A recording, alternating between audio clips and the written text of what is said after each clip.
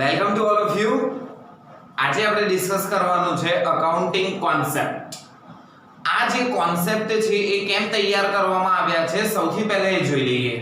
તો કે અકાઉન્ટ્સ એક પર્ટિક્યુલર કોઈ સ્ટેટ કોઈ કન્ટ્રી માટે નથી તૈયાર કરવામાં આવ્યું. અકાઉન્ટ્સ જે હોય છે એ ઓલ ઓવર વર્લ્ડમાં એક સરખું રાખવા માટે, બીકોઝ કોઈ બી સમયે તમારે એક બિઝનેસ અને બીજા બિઝનેસની કમ્પેરિઝન કરવી હોય તો પોસિબલ બને કે જેની તમારે કમ્પેરિઝન કરવી છે એ બિઝનેસ ઇન્ડિયામાં જ હોય અથવા તો ઇન્ડિયાની બહાર પણ હોઈ શકે એ બિઝનેસ. એટલે તમારે ઓલ ઓવર વર્લ્ડમાં જ્યારે કમ્પેરિઝન કરવી હોય ત્યારે તમારે વસ્તુ સેમ જોઈશે. જો વસ્તુ ડિફરન્ટ રીતે એને તમે શો કરશો અથવા તો ડિફરન્ટ રીતે એને રિપ્રેઝન્ટ કરશો તો તેની કમ્પેરિઝન શક્ય હોતી નથી.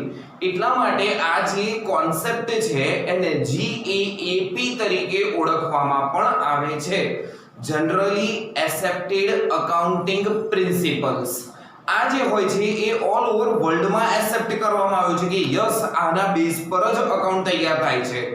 એટલે એવું કહેવાય કે બુક્સ ઓફ અકાઉન્ટ પ્રિપેર કરવા માટેના એ બેઝિક કોન્સેપ્ટ છે. તો વન બાય વન સ્ટાર્ટ કરીએ. પહેલો કોન્સેપ્ટ, ફર્સ્ટ કોન્સેપ્ટ છે આપણી પાસે બિઝનેસ એન્ટિટી કોન્સેપ્ટ, જેને તમે બીજા શબ્દમાં કહી શકો છો separate entity concept.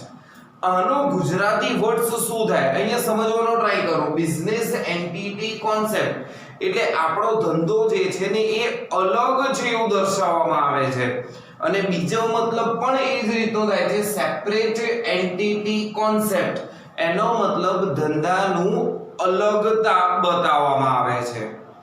In short આ કોન્સેપ્ટમાં એવું કહેવામાં આવ્યું છે કે બિઝનેસ અને બિઝનેસના ઓનર્સ બંને વ્યક્તિ ડિફર છે, પણ એનો મતલબ જ્યારે બિઝનેસના ઓનરની વાત કરવામાં આવે તો એ તો એક નેચરલ પર્સન છે, એક કુદરતી વ્યક્તિ છે. બટ જ્યારે બિઝનેસની વાત કરવામાં આવે તો એક આર્ટિફિશિયલ પર્સન છે, જેને કાયદા દ્વારા એક અલગ અસ્તિત્વ આપવામાં આવ્યું છે.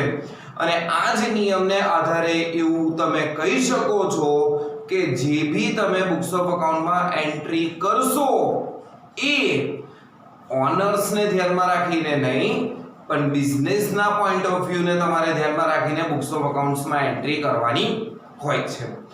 આખાનો મતલબ શોર્ટમાં કહી દઈને ડિટેલમાં આપણે સ્ટાર્ટ કરીએ. ધંધો અને ધંધાનો માલિક અલગ અલગ છે એવું જે કોન્સેપ્ટ દર્શાવે છે એ કોન્સેપ્ટને કહેવામાં આવે છે બિઝનેસ એન્ટિટી કોન્સેપ્ટ, જેમાં સિમ્પલ ધંધો અલગ, ધંધાની અંદરના ગમે તેટલા લોકો હોય એ લોકોનું અલગ અસ્તિત્વ છે. તો જોઈએ ફર્સ્ટ પોઈન્ટમાં શું કહે છે. According to business entity concept, it is assumed that એવું માની લેવામાં આવે છે કે શું માની લેવામાં આવે છે? Business unit is separate. જે તમારી પાસે બિઝનેસ છે એ સેપરેટ છે, એક અલગ છે. એન્ડ ડિસ્ટિંક્ટ એટલે પણ ડિફર ફ્રોમ ઇટ્સ ઓનર, એના માલિક કરતા અલગ છે. ક્રેડિટર્સ એના લેણદાર કરતા અલગ છે. એન્ડ પર્સન હુ કંટ્રોલ અથવા તો જે બિઝનેસનું મેનેજમેન્ટ કરે છે એટલે મેનેજર કરતા પણ બિઝનેસ અલગ છે. એટલે ફર્સ્ટ પોઈન્ટમાં આપણું સિમ્પલ એ જ વસ્તુ થયું, આપણો જે બિઝનેસ છે એ એક અલગ એક્ઝિસ્ટન્સ, એક અલગ અસ્તિત્વ ધરાવે છે. એના ઓનર્સ, એના ક્રેડિટર્સ એન્ડ એના મેનેજરને સાઈડ પર મૂકીને બિઝનેસની પણ એક અલગ રેપ્યુટેશન ને એક એન્ટિટી ક્રિએટ કરે છે. એના પછી બીજા પોઈન્ટમાં કીધું છે all transaction of business are recorded in the books from the point of view of business only. એનો મતલબ તમારે અહીંયા જે પણ ટ્રાન્ઝેક્શનની એન્ટ્રી કરો છો એ ટ્રાન્ઝેક્શન કોને ધ્યાનમાં રાખીને તૈયાર કરવામાં આવે છે? ઓનર્સ ના, બિઝનેસ.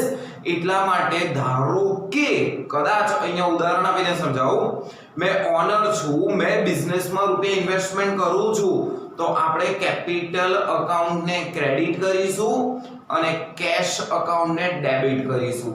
હવે કેશ જોવા જઈએ તો રિયલ અકાઉન્ટ્સ આવે ને રિયલ અકાઉન્ટ્સનો રૂલ એવો કહે છે debit what comes in, credit what goes out. તો એમ તો જોવા જઈએ તો આપણે મેં ધંધાને રૂપિયા આપું છું, મારી પાસે રૂપિયા ગયા, પણ બિઝનેસ મારા પોઈન્ટ ઓફ વ્યૂ ને ધ્યાનમાં રાખીને નહીં એન્ટ્રી કરે, બિઝનેસ પોતાને ધ્યાનમાં રાખીને, એનો મતલબ બિઝનેસમાં તો રૂપિયા આયા એટલે એ લોકો ડેબિટ વોટ કમ્સ ઇન ના બેઝ પર કેશ અકાઉન્ટ ડેબિટ કરશે અને લાયબિલિટી સમજીને કેપિટલ અકાઉન્ટ ને શું કરી નાખશે, ક્રેડિટ. એટલે cash account debit to capital account credit. એના પછી કીધું છે even the owner is treated as a creditor to the extent of his capital. અને યાદ કરો બચ્ચાઓ, જ્યારે બી માલિક ધંધામાં રૂપિયા લાવે છે ને તો એને કેપિટલ કહીએ છે, અને કેપિટલ તમે ક્યાં બતાવો છો, બેલેન્સ શીટમાં લાયબિલિટી સાઈડ. હવે માલિકના જ રૂપિયા છે તો સર લાયબિલિટી શેની? અરે પણ માલિક અને એનો બિઝનેસ અલગ અલગ છે. માલિકે એનો મતલબ ઓનર છે, બિઝનેસને રૂપિયા આપ્યા છે તો એ રૂપિયા બિઝનેસના નથી થઈ ગયા. બિઝનેસ માટે તો એક લાયબિલિટી, એક જવાબદારી ઊભી થઈ છે કે મારે માલિકને રૂપિયા પાછા આપવાના છે, એટલા માટે એને કેપિટલને પણ લાયબિલિટી એટલે ક્રેડિટર્સ તરીકે બેલેન્સ શીટમાં લખવામાં આવે છે. Then after this concept is applicable to all form of business. All form of business નો મતલબ sole proprietorship હોય કે પાર્ટનરશિપ હોય કે પછી જોઈન્ટ સ્ટોક કંપની હોય, whatever કોઈ બી યુનિટ હોય, એ દરેક યુનિટને આ વસ્તુ એપ્લિકેબલ થાય છે. While recording business transaction, જ્યારે તમે બિઝનેસ ટ્રાન્ઝેક્શનની એન્ટ્રી કરો છો બુક્સ ઓફ અકાઉન્ટ્સમાં, ત્યારે personal transactions and personal asset of the owners are ignored. એનો મતલબ જે માલિકની પોતાની મિલકતો હોય, માલિકની પોતાની ઇન્કમ હોય, માલિકના પોતાના ખર્ચા હોય, in short personal expenses and personal assets are ignored. માલિક કોઈ બિલ્ડિંગ પરચેસ કરે તો બુક્સ ઓફ અકાઉન્ટમાં એન્ટ્રી નહીં આવે, પણ બિઝનેસ માટે યુઝ કરશે તો જ એની બુક્સ ઓફ અકાઉન્ટમાં એન્ટ્રી કરવાની રહેશે. એના પછી any residual income is the property of business if not distributed. કદાચ એવી કોઈ ઇન્કમ થઈ હોય, સામાન્ય ઇન્કમ કોની કહેવાય તો કે બિઝનેસની જ કહેવાય. તમે બિઝનેસ કરો છો અને જો એમાંથી કોઈ ઇન્કમ થાય તો એ બધી ઇન્કમ બિઝનેસની જ કહેવાશે. જો એ ઇન્કમને તમે ડિસ્ટ્રીબ્યુટ ના કરો, કેટલીક ઇન્કમ એવી હોય છે જે શેર હોલ્ડર્સ વચ્ચે ડિસ્ટ્રીબ્યુટ થઈ જતી હોય, તો જો ડિસ્ટ્રીબ્યુટ ના કરો તો ઓબ્વિયસલી ઇન્કમ બિઝનેસની કહેવામાં આવશે. In short, as a business has its own legal existence. એટલા માટે એવું કહી શકાય કે બિઝનેસ પાસે પોતાનું એક અલગ કાયદાકીય અસ્તિત્વ ધરાવે છે. બિઝનેસ પોતાનું એક કાયદાકીય અસ્તિત્વ ધરાવે છે. એનું પણ સેપરેટ નામ છે બિઝનેસનું. એનું પણ તમે પાન કાર્ડ તૈયાર કરી શકો છો. કોઈ કેસ કરે તો એ વ્યક્તિ તમારા પર નહીં, તમારા બિઝનેસના નામ પર પણ કોર્ટમાં જઈને કેસ કરી શકે છે. Legal existence and therefore from the point of view of maintaining books of accounts, એટલે books of accounts જે તૈયાર કરવામાં આવે છે એ કોને ધ્યાનમાં રાખીને તૈયાર કરવામાં આવે છે તો કે only and only of business. Business and owners both should be considered as a different person. એટલે ધંધો અને ધંધાના માલિકને બંનેને કેવા કાઉન્ટ કરવામાં આવે છે? અલગ અલગ. અલ્ટિમેટ તમારી પાસે અહીંયા 4 પોઈન્ટ્સ હતા, પણ તમને એક્ઝામ્પલ છે એમસીક્યુ ના પોઈન્ટ ઓફ વ્યૂ માટે આ ઇમ્પોર્ટન્ટ રહેશે. હવે એના ઉદાહરણ શું છે? ફોર એક્ઝામ્પલ, પહેલું ઇન્ટરેસ્ટ ઓન કેપિટલ. ઉદાહરણ ખાસ સમજો. મેં તમને રૂપિયા આપું છું, રૂપિયા વાપરવા માટે આપું છું, તો મેં તમને એમને મફતમાં રૂપિયા વાપરવા નહીં આપું. એના માટે મેં તમારી જોડેથી ઇન્ટરેસ્ટ ચાર્જ કરીશ, એનો મતલબ વ્યાજ ચાર્જ કરીશ. તો મેં એક કામ કરું છું, મેં રૂપિયા તમને નથી આપતો, મેં બિઝનેસ સ્ટાર્ટ કરું છું અને મેં બિઝનેસમાં રૂપિયા આપું છું. મેં બિઝનેસમાં રૂપિયા આપીશ એટલે કેપિટલ આવશે બિઝનેસ માટે. પણ સમજો, મેં અલગ, બિઝનેસ અલગ છે, તો એનો મતલબ મેં બિઝનેસને રૂપિયા આપ્યા તો બિઝનેસ મને એના પર વ્યાજ આપશે. જો મેં અને બિઝનેસ એક જ હોત તો પછી પોતાને ઇન્ટરેસ્ટ આપવાની જરૂર જ નથી, પણ આ જગ્યા પર ઓનર અને બિઝનેસ અલગ અલગ છે એટલા માટે જ ઇન્ટરેસ્ટ ઓન કેપિટલ નું કેલ્ક્યુલેશન થાય છે. એટલે તમને MCQ માં કે વોટએવર એક્ઝામ માં પૂછે કે ઇન્ટરેસ્ટ ઓન કેપિટલ કયા કોન્સેપ્ટના બેઝ પર ક્રિએટ કરવામાં આવે છે, તો બિઝનેસ એન્ટિટી કોન્સેપ્ટ. એના પછી capital recorded as a liability. હમણાં જ સમજાયું, જ્યારે માલિક રૂપિયા આપે છે તો એને લાયબિલિટી તરીકે કહેવામાં આવે છે. એ બિઝનેસના રૂપિયા નથી થઈ જતા, બિઝનેસની અસેટ નથી, એટલા માટે એને બેલેન્સ શીટમાં લાયબિલિટી તરીકે શો કરવામાં આવે છે. એના પછીનો topic personal expense as a drawing.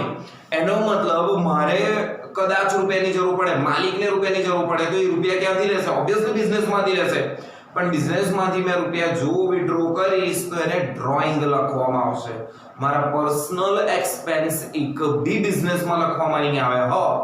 હજુ બી કહું, પર્સનલ એક્સપેન્સ એ બી મેં જો બિઝનેસમાંથી રૂપિયા ઉપાડ્યા અને પર્સનલ એક્સપેન્સ કર્યો ને તો બિઝનેસ લખશે ડ્રોઈંગ. પણ મારી પાસે રૂપિયા હોય અને મેં પછી ગમે તે ખર્ચો કરું તો બિઝનેસ રેકોર્ડ કરશે જ નહીં. આ કોન્સેપ્ટનો એક જ નિયમ, બિઝનેસ અને ઓનર્સ બંને ડિફરન્ટ છે, બંને એક અલગ અસ્તિત્વ ધરાવે છે. એક નેચરલ પર્સન છે તો બીજી બાજુ આપણી પાસે એક લીગલ પર્સન છે. એટલે બુક્સ ઓફ અકાઉન્ટ જે બી પ્રિપેર કરવામાં આવે એ હંમેશા ને હંમેશા કોને ધ્યાનમાં રાખીને તૈયાર કરવામાં આવે છે? બિઝનેસ, નહીં કે ઓનર્સ. અને એટલા જ માટે ઓનર્સના પર્સનલ એક્સપેન્સ, પર્સનલ અસેટ્સ બધી જ શું કરવામાં આવે છે? ઇગ્નોર. બુક્સ ઓફ અકાઉન્ટ તૈયાર કરતી વખતે ફક્ત ને ફક્ત ખાલી બિઝનેસને જ ધ્યાનમાં રાખીને બુક્સ ઓફ અકાઉન્ટ તૈયાર કરવામાં આવે છે. એટલે જો બિઝનેસ પરચેસ કરતું હોય કોઈ તો એન્ટ્રી થશે, બિઝનેસ કશું સેલ્સ કરશે તો એન્ટ્રી થશે, બિઝનેસ ઇન્કમ થશે તો ત્યાં એન્ટ્રી થશે, બિઝનેસ એક્સપેન્સ થશે તો ત્યાં એન્ટ્રી થશે. બટ ઓનર્સની ઇન્કમ, અસેટ, લાયબિલિટી કોઈ પી એન્ટ્રી કરવામાં આવશે નહીં. આ હતો તમારી પાસે first concept, business entity concept. જે એવું કહી શકાય કે ધંધો અને ધંધાનો માલિક કયો છે આપણી પાસે અલગ અલગ છે. તો સેકન્ડ કોન્સેપ્ટ આપણો આવશે going concern concept. Going concern કોન્સેપ્ટનો મતલબ એવું કહી શકાય કે પેઢીની સાતત્યનો સિદ્ધાંત. આનો મતલબ શું થાય? પહેલા આ સિદ્ધાંતનો મીનિંગ સમજી લો. જ્યારે બી તમે કોઈ બિઝનેસ સ્ટાર્ટ કરો ત્યારે બિઝનેસ તમે કયા ઇન્ટેન્શનથી સ્ટાર્ટ કરશો ખબર? મારો બિઝનેસ ફ્યુચરમાં કન્ટિન્યુઅસ ગ્રોથ જ કરશે. નજીકના સમયમાં મારે બિઝનેસ બંધ કરવાની જરૂરિયાત કે મારો ઈરાદો, કોઈ જ ઈરાદો કે જરૂરિયાત ઊભી ન થાય કે મારે ટૂંક સમયમાં બિઝનેસ બંધ કરી દેવો પડે. ઇન શોર્ટ, પેઢીની સાતત્યના સિદ્ધાંત મુજબ એવું કહેવામાં આવે છે કે આપણો બિઝનેસ ભવિષ્યમાં અનિશ્ચિત, કોઈ પણ પર્ટિક્યુલર તમે એવો સમય ન કહી શકો કે તમે જ્યારે બિઝનેસ સ્ટાર્ટ કરતા હોય તો એવું ના કહો કે મારો બિઝનેસ 5 વર્ષ સુધી ચાલે, મારો બિઝનેસ 10 વર્ષ સુધી ચાલે, મારો બિઝનેસ 20 વર્ષ સુધી ચાલે. આવો કોઈ આપણે ચોક્કસ સમય નથી બોલતા. આપણે જ્યારે બી આવી રીતે બિઝનેસ શરૂઆત કરીએ તો આપણે એવું બોલીએ છીએ કે મારો બિઝનેસ ભવિષ્યમાં સતત ચાલતો રહે અને સમય સાથે એ ગ્રોથ પણ કરતો રહે. તો આ નિયમને આધારે કેટલીક બુક્સ ઓફ અકાઉન્ટમાં એન્ટ્રી કરવામાં આવે છે. તો પહેલા જોઈએ એમાં according to this concept an accountant has to assume. કોઈ બી એકાઉન્ટન્ટ હોય જ્યારે એ બુક્સ ઓફ અકાઉન્ટમાં એન્ટ્રી કરતો હોય તો એકાઉન્ટન્ટ એઝ્યુમ કરે છે that the business will continue to operate. Business continue રહેશે, સતત ચાલુ રહેશે in the future for an indefinite period of time. એનો મતલબ અનિશ્ચિત સમય સુધી બિઝનેસને ભવિષ્યમાં બંધ કરવામાં નહીં આવે. એ સાથે જ બુક્સ ઓફ અકાઉન્ટ તૈયાર કરવામાં આવે છે. અને એટલા માટે જ there is neither the intention, ના તો તમારો કોઈ ઈરાદો હોય, not the necessity, ના તો એવી કોઈ જરૂરિયાત ઊભી થાય to the liquidate નો મતલબ વિસર્જન કરવું. ના તો તમારે જરૂરિયાત ઊભી થાય, ના તો તમારો ઈરાદો છે કે ધંધો બંધ થઈ જાય. a particular business unit in a foreseeable future. એટલે નજીકના ભવિષ્યમાં તમારો બિઝનેસ બંધ ન થાય એ તમારો ના તો ઈરાદો હોય છે, ના તો એવી જરૂરિયાત ઊભી થવાની છે. અકાઉન્ટન્ટ હોય એ આ એઝમ્પશન કરે છે. અને ઓબ્વિયસલી તમે બિઝનેસ સ્ટાર્ટ કરો તો કંઈક ને કંઈક તમે સત્યનારાયણની કથા કે વોટ એવર જે બી કંઈક પ્રોસેસ હોય તમારું ઉદ્ઘાટન માટેનું હોય, તમે શરૂઆત કરી હોય તો એ દિવસે એવું નથી બોલતા નારિયેળ ફોડો ત્યારે એવું બોલો છો કે મારા બિઝનેસનું સત્યનાશ થાય. તો કે ના, આપણે આપણા બિઝનેસના પ્રગતિ માટે વિચારીએ છીએ. એવું બી નથી વિચારતા કે 5-10 વર્ષમાં ધંધો બંધ થઈ જશે. એટલે કન્ટિન્યુ આપણો બિઝનેસ ભવિષ્યમાં સતત ને સતત ચાલતો રહે. આ કોન્સેપ્ટનો એક જ નિયમ. અને આ કોન્સેપ્ટના બેઝ પર જ અકાઉન્ટ્સની બહુ બધી ઇફેક્ટ આપવામાં આવે છે. જે રીતે બેઝિસ ફોર ડેપ્રિસિએશન, તમે ઘસારો જે ગણો છો ને એ ઘસારો એમને નથી ગણતા, આ જ નિયમને આધારે ઘસારો ગણો છો. એમસીક્યુ માં પૂછી શકે તમને કે ડેપ્રિસિએશન કયા બેઝિસના આધારે કેલ્ક્યુલેટ કરવામાં આવે છે, તો ઓબ્વિયસલી જે ડેપ્રિસિએશન છે એ તમારું ગોઈંગ કન્સર્ન કોન્સેપ્ટના બેઝ પર ગણવામાં આવે છે. કેમ સર એવું? તમને એવું ખબર છે કે ધારો કે તમે આજે પ્લાન્ટ એન્ડ મશીનરી લાવી તો તમે એને બિઝનેસમાં અસેટ સાઈડ દર્શાવો છો. કેમ અસેટ સાઈડ દર્શાવો છો? લિટરલી તમને ખબર છે કે આ અસેટનો ઉપયોગ આજે નહીં, આ વર્ષે જ નહીં, એના આવતા વર્ષે કરવામાં આવશે. એનો મતલબ જે બી તમારો ખર્ચો છે અસેટનો એક્સપેન્સિસ છે ને એ તમે થોડા સમયમાં ડિસ્ટ્રીબ્યુટ કરી નાખો છો. એને જ કહેવામાં આવે છે ડેપ્રિસિએશન. જે તમે મિલકત પાછળ જે ખર્ચો કર્યો છે એને ચોક્કસ સમયમાં વહેંચી કાઢો છો. એ આ જ કોન્સેપ્ટને આધારે. એના પછી contingent liability are shown as a footnote. contingent liability એટલે શું, પહેલા તો એ સમજવું પડે, પછી કહીએ કે એને ફૂટનોટ એટલે ક્યાં દર્શાવવામાં આવે છે. contingent liability એટલે એવું કહી શકાય કે કદાચ એ જવાબદારી તમારે ચૂકવવી પડે, કદાચ એ જવાબદારી તમારે ન પણ ચૂકવવી પડે, પણ શ્યોરિટી નથી કે નથી ચૂકવવી પડે કે ચૂકવવી જ પડશે. જો શ્યોર હોય કે ચૂકવવી જ પડશે તો એને લાયબિલિટી બાજુ બતાવવી જ પડે, અને શ્યોર હોય કે નહીં ચૂકવવી પડે તો પછી આપણે બિઝનેસમાં એની એન્ટ્રી આવે જ નહીં કે મારે લાયબિલિટી ચૂકવવાની જરૂર છે નહીં. પણ આ એવી લાયબિલિટી છે કદાચ ચૂકવવી પડે, કદાચ ન પણ ચૂકવવી પડે. આને કહેવામાં આવે કન્ટીજન્ટ લાયબિલિટી. પણ આ કન્ટીજન્ટ લાયબિલિટી ઉદાહરણ વગર સમજો તો સમજી શકાય નહીં. એટલે તમને એકાદ બે ઉદાહરણ આપી દઉં કે કન્ટીજન્ટ લાયબિલિટી કોને કહેવાય. ખાસ સમજો. મારી પાસે મિસ્ટર એક્સ નામનો એક વ્યક્તિ છે. એ મારા બિઝનેસમાં આવે છે, મારા ધંધામાં આવે છે ને મને કહે છે સર 10,000 રૂપિયાનો માલ આપો. તો મેં એને 10,000 રૂપિયાનો માલ આપ્યો અને એ વ્યક્તિ માલ લઈને નીકળી ગયો. મેં કીધું ઓ ભાઈલા ઉભો, રૂપિયા લઈ ચાલ પેલા 10,000. એ વ્યક્તિ કહે છે સર હમણાં મારી પાસે 10,000 રૂપિયા છે નહીં. મેં કીધું યાર આવું કેવું? સર 2 મહિના પછી શ્યોર રૂપિયા તમે આપી દઈશ.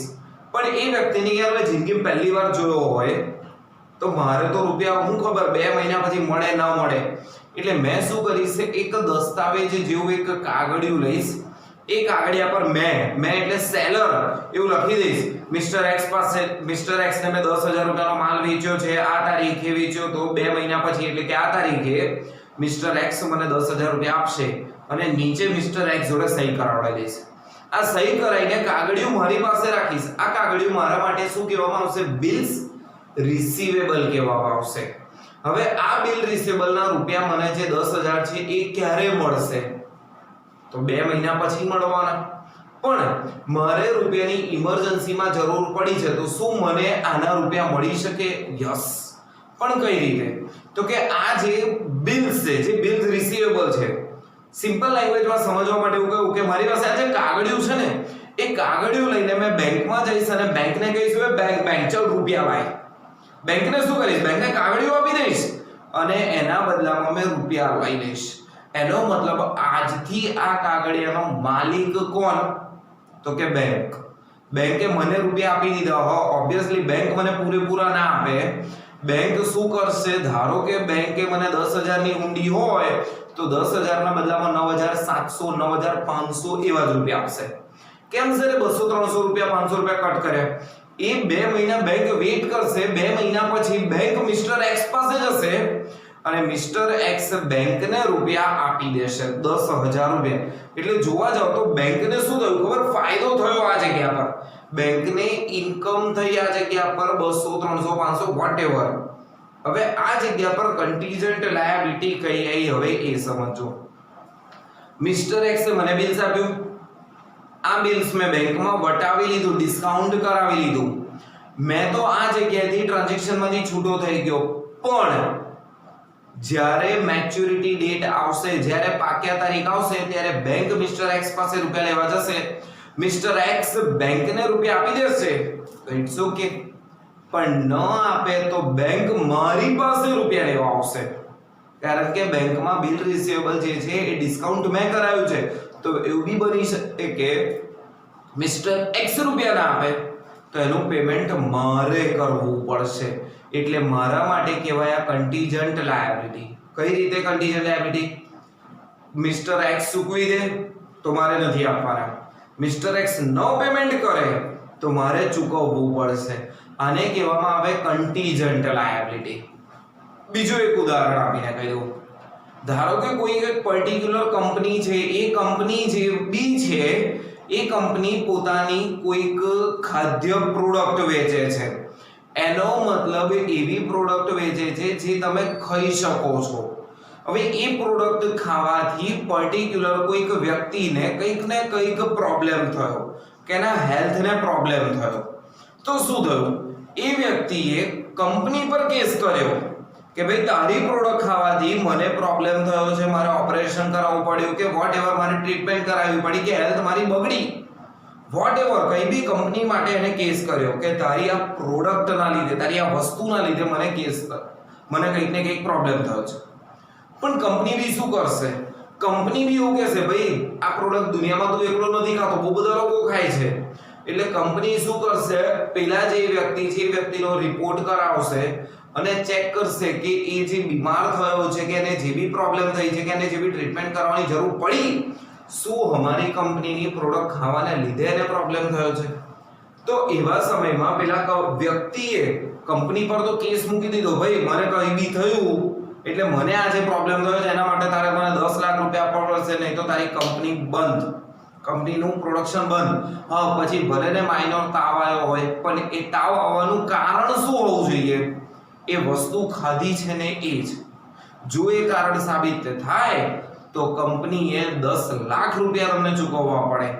પણ સાબિત ન થાય તો કંપનીએ ચૂકવવાના નથી. તો આ જગ્યા પર કંપનીના પોઈન્ટ ઓફ વ્યૂ વિચારો. કંપની પર જ્યારે કોઈ બી કેસ કરે છે તો એનો મતલબ કંપની પાસે બે રસ્તા. જો કંપની કેસ હારી જાય તો રૂપિયા ચૂકવવા પડશે, જો કંપની કેસ જીતી જાય તો રૂપિયા ચૂકવવાની જરૂર નથી. અને જોવા જઈએ તો ઇન્ડિયાના રૂલ્સ અને જે પાસ્ટ એક્સપિરિયન્સ એવું કહે છે કે ઇન્ડિયામાં કઈ બી આવી રીતે કેસ થાય તો ઓબ્વિયસલી તારીખ પે તારીખ.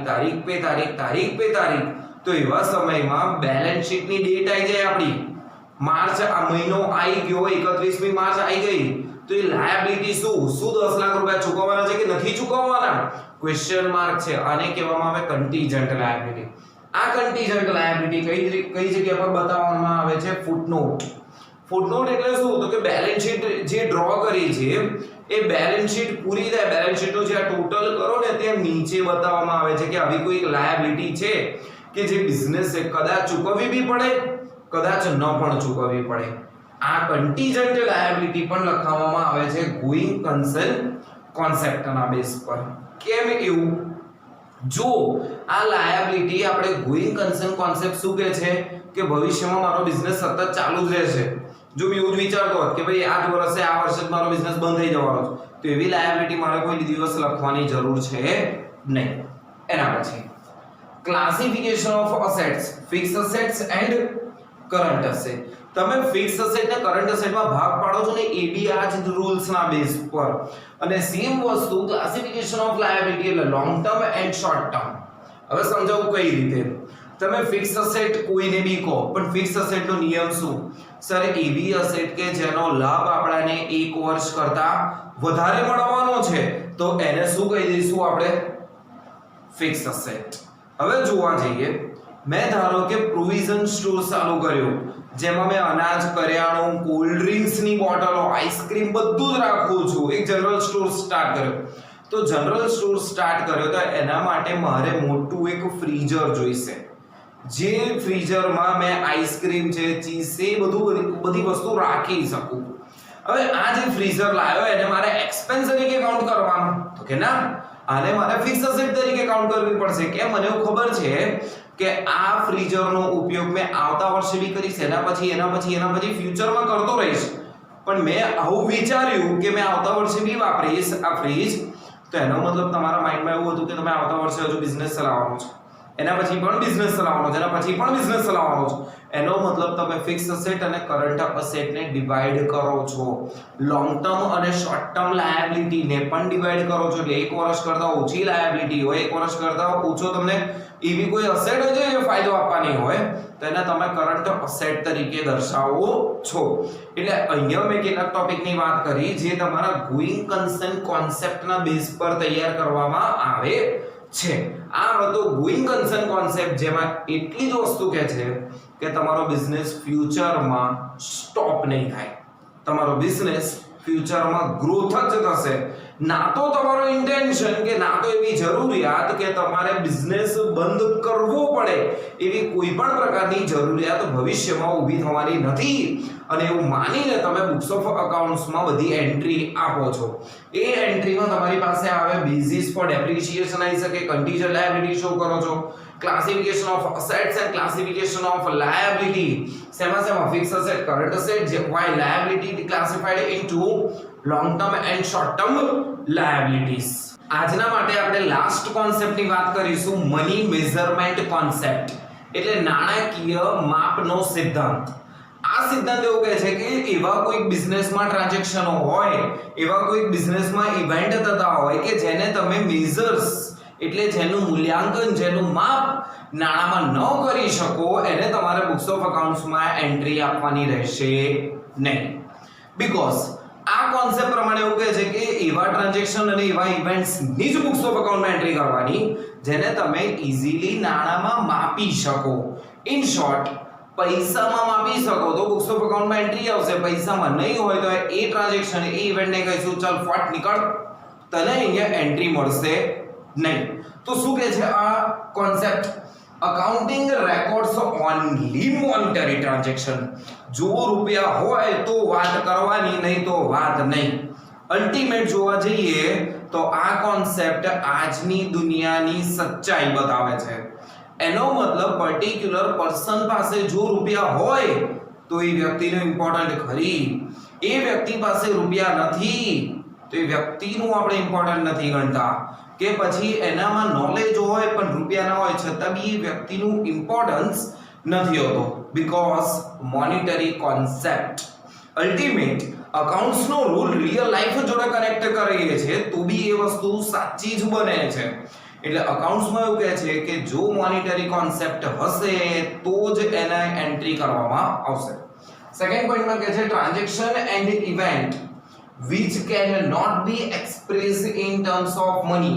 એવા કોઈ ટ્રાન્ઝેક્શન્સ કે એવા કોઈ ઇવેન્ટ્સ, હા ઓબ્વિયસલી ટ્રાન્ઝેક્શન અને ઇવેન્ટ્સ બંને વસ્તુ ડિફરન્ટ છે. નેક્સ્ટ કોઈક લેક્ચરમાં આપણે એના માટે બી એક સેપરેટ લેક્ચર લઈશું કે ટ્રાન્ઝેક્શન્સ કોને કહેવાય ને ઇવેન્ટ્સ કોને કહેવાય. પણ અહીંયા એવા કોઈ ટ્રાન્ઝેક્શન એન્ડ ઇવેન્ટ્સ હોય which cannot be expressed in terms of money, કે જેને તમે રૂપિયામાં, નાણામાં, પૈસામાં દર્શાવી શકો નહીં. Do not find a place in the books of accounts. તો એવા લોકોને બુક્સ ઓફ અકાઉન્ટમાં જગ્યા નહીં મળે. એ લોકોને કહી દઈશું ભાઈ હાઉસફુલ છે, તમે લોકો બહાર રહો. પૈસા હોય તો એન્ટ્રી, નહીં તો એન્ટ્રી નહીં કરવામાં આવે. ઇવન ધો પછી ભલે ને એ transaction they may be very useful for business, એ ટ્રાન્ઝેક્શન ધંધાને બહુ અગત્યનો, બહુ કામનો હોય છતાં પણ એની બુક્સ ઓફ અકાઉન્ટ્સમાં એન્ટ્રી નહીં એટલે નહીં જ. ઇન શોર્ટ, રૂપિયા હશે, નાણામાં મૂલ્યાંકન કરી શકાય તો બુક્સ ઓફ અકાઉન્ટમાં એન્ટ્રી આપવાની, નહીં તો બુક્સ ઓફ અકાઉન્ટમાં એન્ટ્રી આપવાનું નહીં.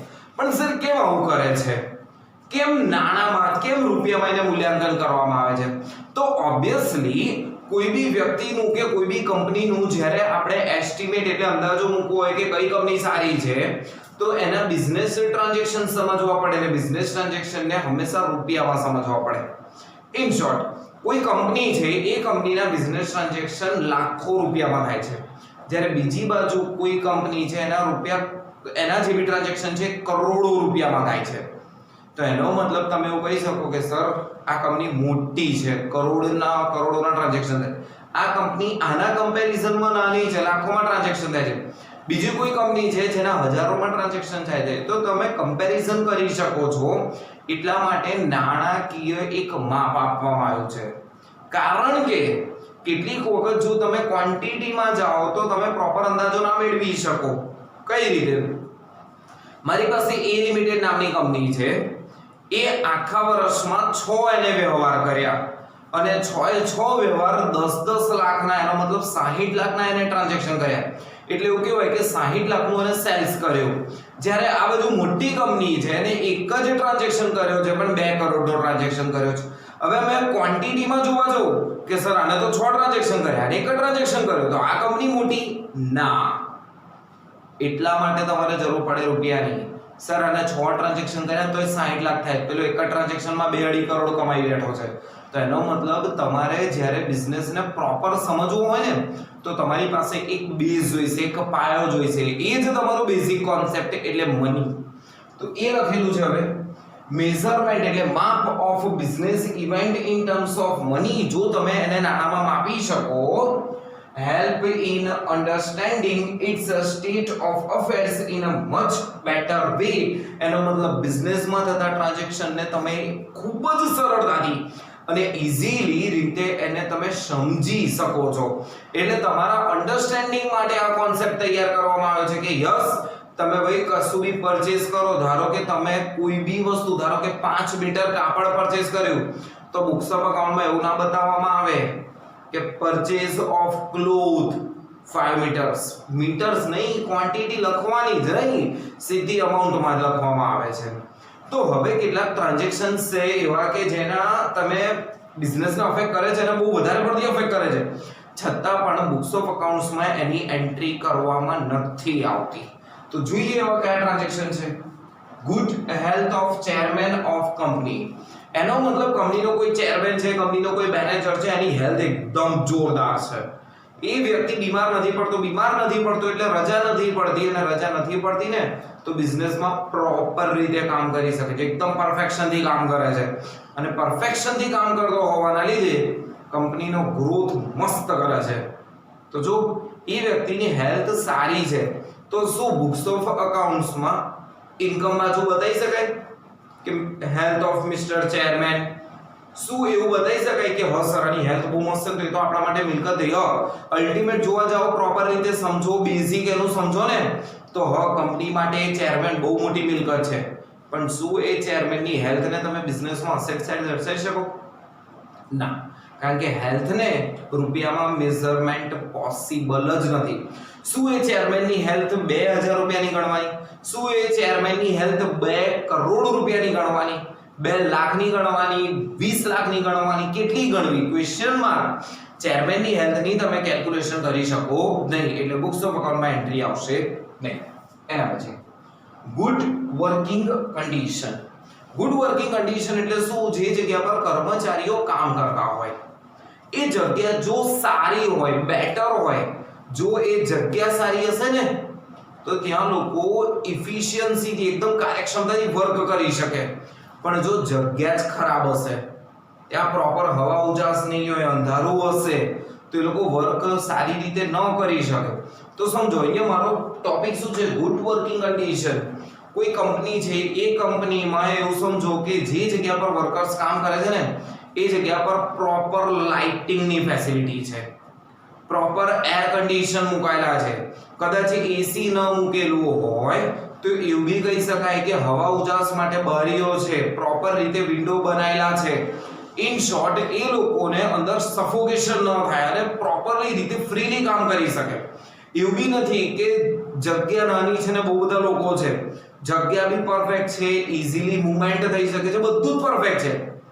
તો કંપનીમાં કામ કરતા વર્કર્સ સારી કાર્યક્ષમતા એટલે ઇફિશિયન્સીથી કામ કરશે, એના પ્રોડક્શનમાં પણ વધારો થશે, ઓબ્વિયસલી કંપનીને બેનિફિટ થશે.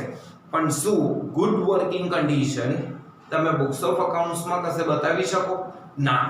એ વર્કિંગ કન્ડિશન સારી એના લીધે બિઝનેસને શું ફાયદો એ કેટલા રૂપિયાની હશે એને દર્શાવી શકાય નહીં. એટલે એની બી એન્ટ્રી નહીં આવે. Strike by the workers. જો વર્કર્સ દ્વારા સ્ટ્રાઇક કરવામાં આવે, હડતાલ કરવામાં આવે તો શું એ હડતાલના લીધે કેટલા રૂપિયાનું નુકસાન ગયું, કેટલા રૂપિયાનો ફાયદો થયો એનું કેલ્ક્યુલેશન પોસિબલ નથી. એટલે એને બી બુક્સ ઓફ અકાઉન્ટમાં એન્ટ્રી નહીં આવે. Resignation given by the employee. હવે આ ટોપિક સમજો. રેઝિગ્નેશન એટલે શું? સામેથી એમ્પ્લોયી કહી દે લે ભાઈ આ તને આપી દીધું રાજીનામું, મારે તારી કંપનીમાં કામ કરવું નથી. આ રેઝિગ્નેશન એ કોઈ એમ્પ્લોયી આપે ને તો એ બી કંપનીને તો નુકસાનમાં જાય. કેટલા રૂપિયાનું નુકસાન? બસ એ નુકસાન નક્કી ન કરી શકાય. કેમ નુકસાનમાં જાય કહું? સર પેમેન્ટ તો નહીં કરવું પડે. એટલે પણ કોઈ એમ્પ્લોયી બિઝનેસ છોડીને જાય તો એની જગ્યા પર નવો લેવો પડશે. હવે નવા લેવા માટે કેટલી પ્રોસેસ કરવી પડે ને સમજવાનો ટ્રાય કરો. એક બી એમ્પ્લોયી બિઝનેસમાંથી જો લેફ્ટ કરીને ગયો તો એ જગ્યા ખાલી પડી. એ જગ્યા ભરવા માટે હવે તમારે શું કરવું પડશે ખબર? પેપરમાં કે બીજે કશે નાની એડ આપવી પડશે. ભાઈ રિક્રુટમેન્ટ ભરતી કરવાની છે, એક વ્યક્તિ એની ક્વોલિફિકેશન દર્શાવવામાં આવે આટલો હોવું જોઈએ, એનો જોબ એક્સપિરિયન્સ આટલો એક્સપિરિયન્સ હશે તો એ વ્યક્તિ પછી તમારે એડવર્ટાઇઝ જોઈને તમારી કંપનીમાં આવશે, ઇન્ટરવ્યુ આપશે, ઇન્ટરવ્યુમાં ચલો ફેલ થયો, ફરી બીજો કોઈ વ્યક્તિ આવશે, કોઈ વ્યક્તિને તમે સિલેક્ટ કર્યો, સિલેક્ટ કર્યા પછી એને તમારે છે ને ટ્રેનિંગ આપવી પડશે. હવે ટ્રેનિંગ આપવા માટે 1 મહિનો 2 મહિના 3 મહિના તમારે ટ્રેનિંગ આપવા માટે ખર્ચો કરવો પડશે. કેમ? એ વ્યક્તિને શીખવાડવા માટે તમારે પાછો બીજો વ્યક્તિની જરૂર પડશે. હવે એ વ્યક્તિ કોણ હશે? તો કે ઓબ્વિયસલી કંપનીમાં જે વર્ષોથી કામ કરે છે એનો મતલબ પેલો વ્યક્તિ આને શીખવાડશે તો એની જગ્યા ખાલી પડશે, એનું કામ નહીં થઈ શકે. તો જો એક વ્યક્તિ ખાલી એમ્પ્લોયી બિઝનેસ છોડીને જાય છે તો બિઝનેસને લોસ જો કેટલો બધો થયો છે. તો કેટલા રૂપિયાનો લોસ? કેલ્ક્યુલેશન પોસિબલ નથી. તો આ બધી વસ્તુ એવી છે કે જેની તમારે બુક્સ ઓફ અકાઉન્ટમાં એન્ટ્રી કરવી તો હોય પણ કરી ન શકાય. ખાલી એક જ ફેક્ટર નડે સર, પૈસામાં એનું મૂલ્યાંકન થઈ શકતું નથી. અને લાસ્ટ પોઈન્ટની એવું ડિસ્કશન છે કે purchase recorded in amount not in quantity. તમે પરચેઝ હોય કે સેલ્સ કરો એ હંમેશા શેમાં લખવામાં આવે છે? અમાઉન્ટમાં લખવામાં આવે છે, રકમ સાથે લખવામાં આવે છે. કોઈ દિવસ ક્વોન્ટિટીમાં નહીં કે સર આટલા કેજી, આટલા યુનિટ, આટલા લીટરમાં પરચેઝ કર્યું છે. કોઈ દિવસ અને ક્વોન્ટિટીમાં રેકોર્ડ્સ કરવામાં આવતું નથી, બટ શેમાં રેકોર્ડ કરવામાં આવે છે? In amount. ઇન શોર્ટ આખા કોન્સેપ્ટનો નિયમ શું? રૂપિયા હશે તો બુક્સ ઓફ અકાઉન્ટમાં એન્ટ્રી મળશે, નહીં તો બુક્સ ઓફ અકાઉન્ટમાં એન્ટ્રી મળે નહીં. તો આજના હતા આપણી પાસે આ 3 કોન્સેપ્ટ. એક્ઝામ માટે તમારે ઇમ્પોર્ટન્ટ 10 એ 10 કોન્સેપ્ટ, ટોટલ 10 કોન્સેપ્ટ છે. 1 બાય 1 આપણે કન્ટિન્યુ લેક્ચરમાં સ્ટાર્ટ રાખીશું. તો આજના હતા 3 આપણી પાસે. સૌથી પહેલામાં પહેલું આવ્યું બિઝનેસ એન્ટિટી કોન્સેપ્ટ, જે કે છે ધંધો અને ધંધાનો માલિક બંને વ્યક્તિ કેવા ગણવામાં આવે છે? અલગ અલગ. બીજો હતો ગોઈંગ કન્સર્ન કોન્સેપ્ટ, જેના નિયમ પ્રમાણે એવું કહે છે કે ધંધો ભવિષ્યમાં સતત ચાલુ રહેશે એવી ધારણા, એવી અઝમ્પશન કરવામાં આવે છે. એના પછી હતું મની મેઝરમેન્ટ કોન્સેપ્ટ, એટલે જો તેને તમે નાનામાં માપી શકો તો એવા જ ટ્રાન્ઝેક્શન અને એવા જ ઇવેન્ટની બુક્સ ઓફ અકાઉન્ટમાં એન્ટ્રી થશે, અધરવાઇઝ બુક્સ ઓફ અકાઉન્ટમાં એન્ટ્રી કરવામાં આવશે નહીં. આ હતા આજના 3 કોન્સેપ્ટ. બાકીનું જોઈશું આપણે નેક્સ્ટ લેક્ચરમાં. ત્યાં સુધી ઓલ ધ બેસ્ટ.